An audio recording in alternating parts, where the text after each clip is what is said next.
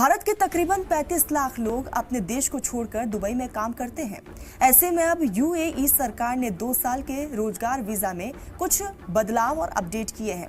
सरकार ने आवेदन की प्रक्रिया, आवेदन फीस, योग्यता और एक्सपोर्ट्स के लिए काम करना और आसान कर दिया है।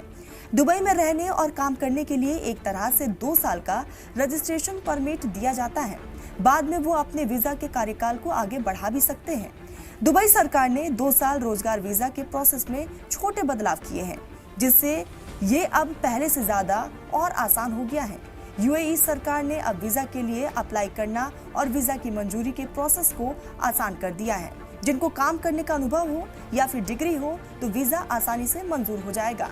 इसके अलावा अगर पूरे डॉक्यूमेंट नहीं है फिर भी आप वीजा के लिए ऑनलाइन अप्लाई कर सकते हैं। अपडेट करने का अहम मकसद वीजा के तमाम प्रोसेस को तेजी से करना और जल्दी वीजा मंजूर करवाना है। वीजा के लिए अप्लाई करने की कीमत और फीस आपके काम पर निर्भर करेगी। वीजा अप्लाई करने के लिए एक्सपर्ट की मदद ले सकते हैं। आवेदन यानी कि अप्लाई करने वाले को यूएई की किसी कंपनी से नौकरी की पेशकश होनी चाहिए, काम का अनुभव होना चाहिए, मेडिकल टेस्ट में पास होना चाहिए और दुबई में काम की वैलिड आईडी होनी चाहिए।